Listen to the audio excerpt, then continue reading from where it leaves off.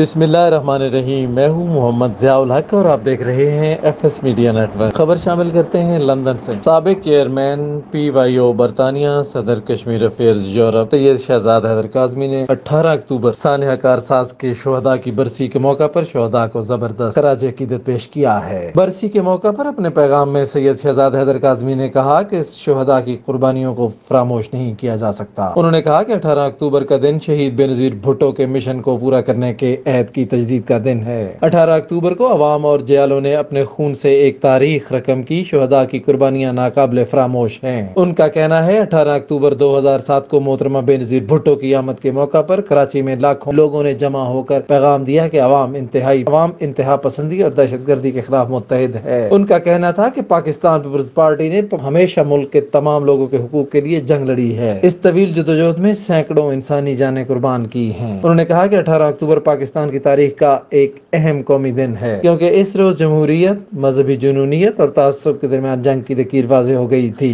اب گزشتہ کئی سالوں میں یہ لکیر مزید گہری ہو گئی ہے اور ہم سے تقاضا کرتی ہے اس جنگ کو آخری فتح تک جاری رکھیں۔ سبسکرائب کیجیے ایف ایس میڈیا نیٹ ورک اور دیکھتے رہیے تازہ ترین تبصرے اور خبریں۔